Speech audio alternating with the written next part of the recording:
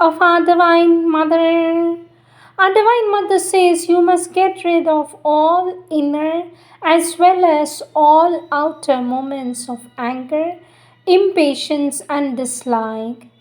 If things go wrong or are done wrongly, you will simply say, "The Divine Mother knows," and go on quietly doing or getting things done as well as you can without friction.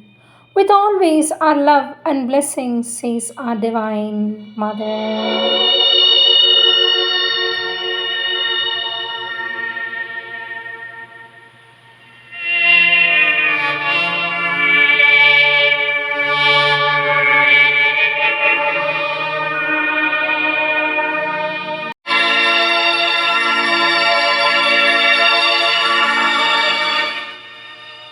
Sri Aurobindo Savitri, Book 5, The Book of Love, Canto 2, Satyavan, page 394. Helping with confident steps, her slow, great hands, he leaned to her influence like a flower to rain, and like the flower and tree, a natural growth widened with the touches of her shaping hours.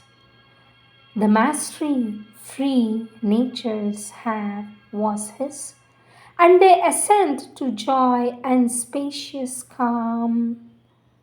One with a single spirit, inhabiting all, he laid experience at the Godhead's feet. His mind was open to her infinite mind. His acts were rhythmic with her primal force. He had subdued his mortal thoughts to hers. That day he had turned from his accustomed paths.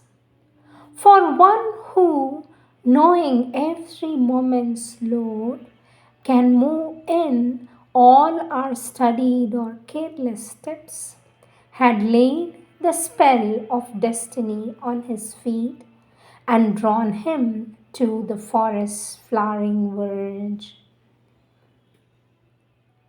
At first, her glance that took life's million shapes, impartially to people its treasured house, along with sky and flower and hill and star, dwelled rather on the bright harmonious scene. It saw the green gold of the slumberous sward, the grasses quivering with the slow wind's tread, the branches haunted by the wild bird's call.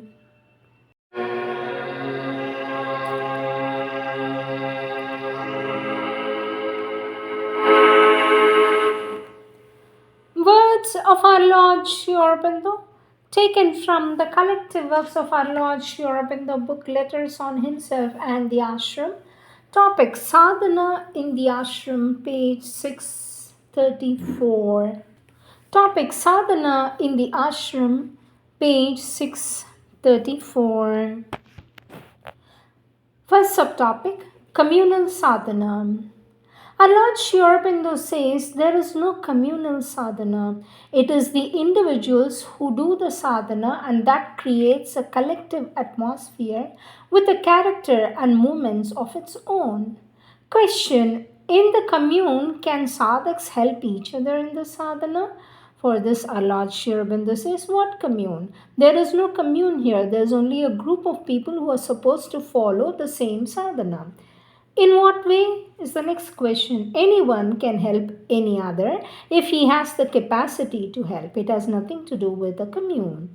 Not living in a commune, is it possible to reach the highest truth? Is the next question for this. Our Lord Sri Aurobindo says, the highest truth is there for anyone who can reach it.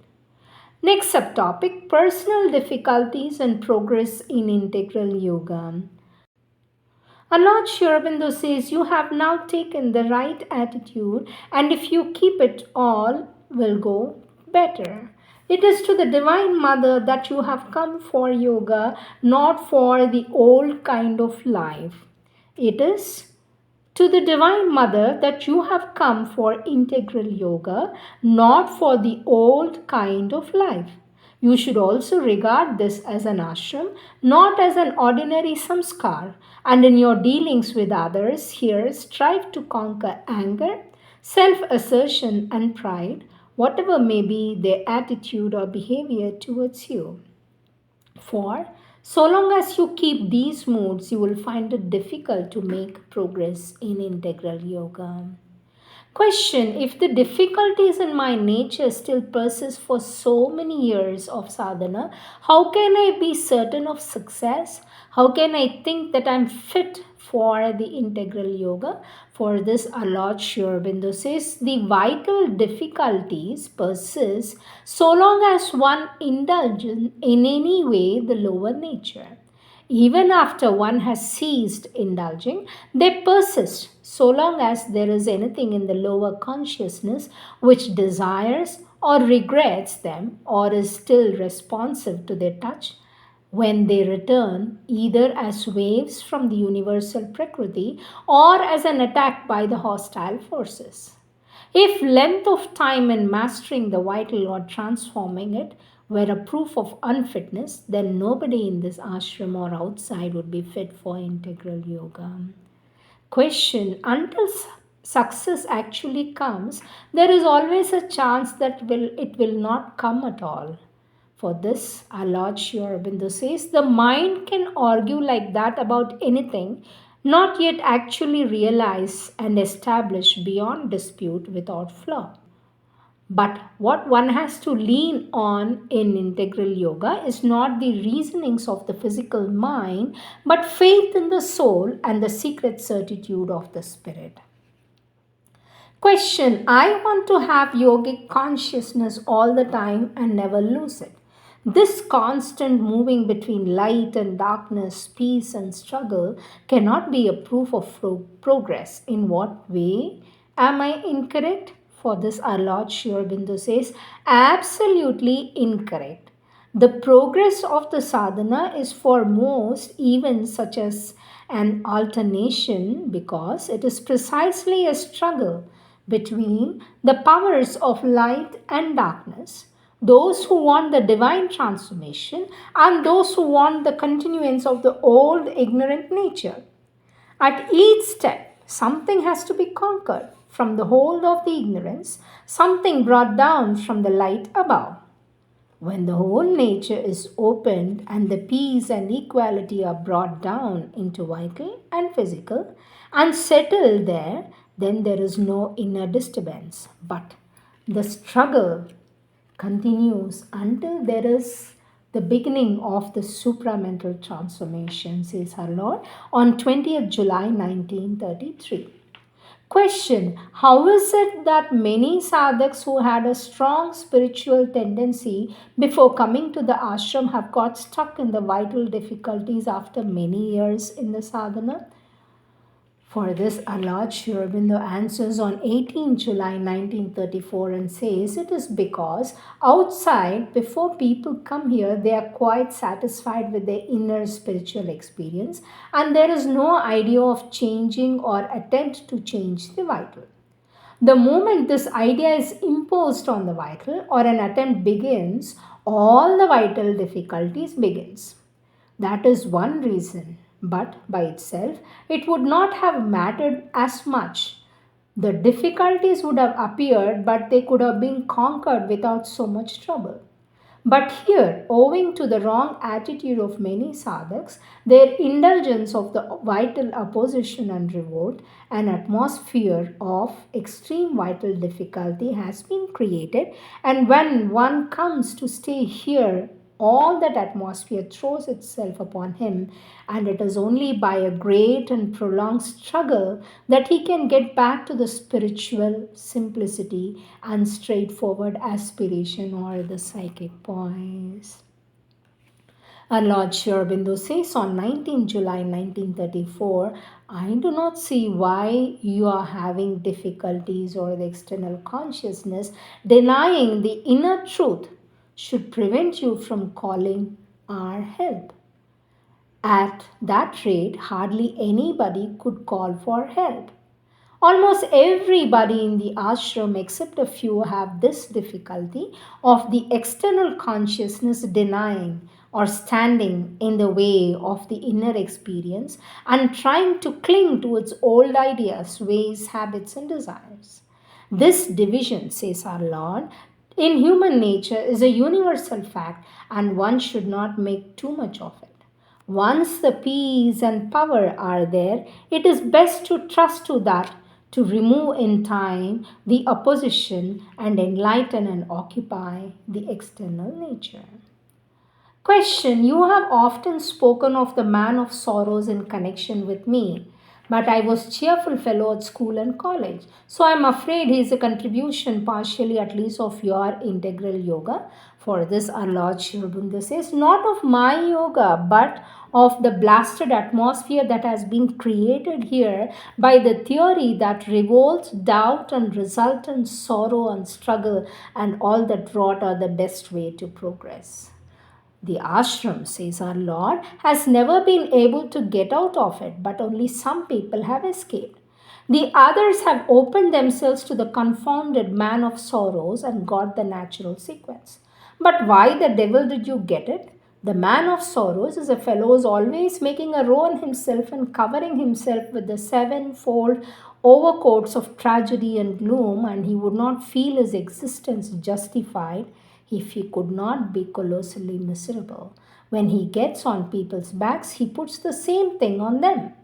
Integral yoga, on the other hand, tells you, even if you are having all sorts of unpleasantness, to live in the inner sunlight, your own or God's.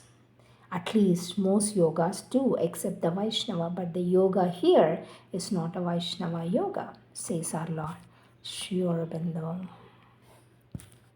Question: all I want to know is whether my being wants God or not.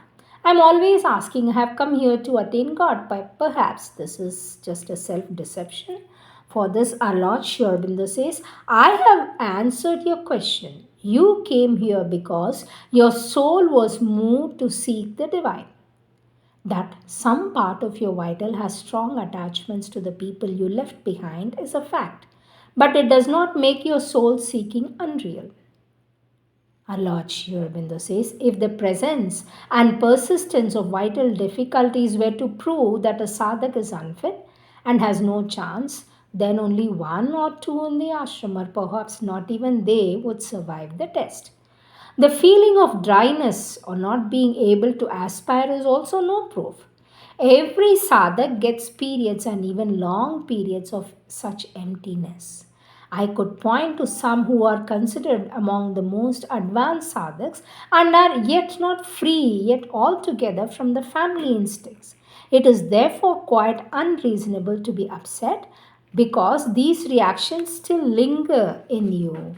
These reactions come and go, but the need of the soul is permanent, even when covered up and silent, and will always stay and re emerge. Question: our Lord Sri Aurobindo says, all who come here did not come with a conscious seeking for the divine. It is without the mind knowing it, the soul within, that brought them here. In your case, it was that and the relation your soul had with the Divine Mother. Once here, the force of the divine works upon the human nature till a way is open for the soul within to come out from the wheel. The conscious seeking for the divine does not by itself prevent the struggle with the ignorance of the nature. It is only self-giving to the Divine Mother that one can do that, says our Lord Sri Aurobindo. Our Lord speaks about mantras in Integral Yoga in page 825 and says, there is no mantra given in Integral Yoga. It is the opening of the consciousness to the Divine Mother from within That is the true initiation, and that can only come by aspiration and rejection of restlessness in the mind and vital. To come here is not the way to get it. Many come and get nothing or get their difficulties raised or even fall away from integral yoga. It is no use coming before one is ready, and he does not seem to be ready. Strong desire is not a proof of readiness. When one is inwardly ready, then there will be no difficulty about his coming. As a rule, the only mantra used in this sadhana is that of the Divine Mother or of my name and the Mother. The concentration in the heart, the concentration in the head can both be used. The first opens up the psychic being, brings bhakti, love, and union with the Divine Mother, her presence within the heart, and the action of her force in the nature. The other opens the mind to self realization, to the consciousness of what is above the mind, to the ascent of consciousness out of the body, and to the descent of the higher consciousness into the body. Om is the mantra, the expressive sound symbol of the Brahman consciousness in its four domains from the Turiya to the external or the material plane. The function of the mantra is to create vibrations in the inner consciousness that will prepare it for the realization of what the mantra symbolizes and is supposed indeed to carry it within itself.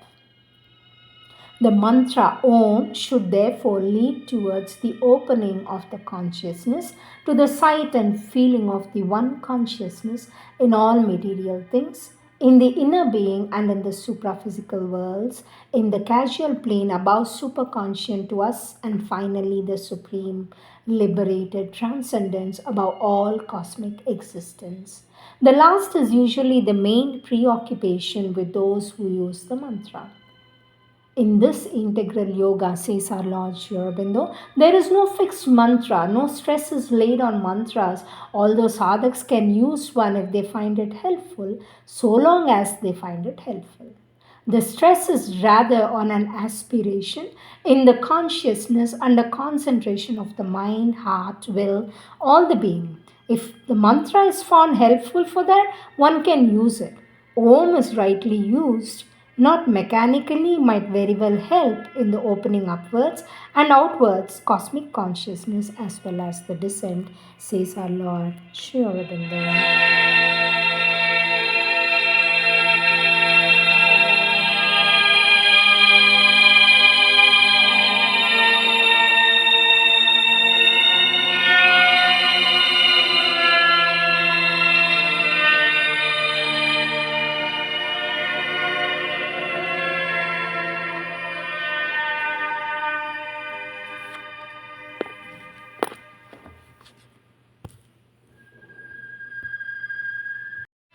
Prayers and Meditations, August 21st, 1914. O Lord, Lord, the whole earth is in an upheaval. It groans and suffers. It is in agony.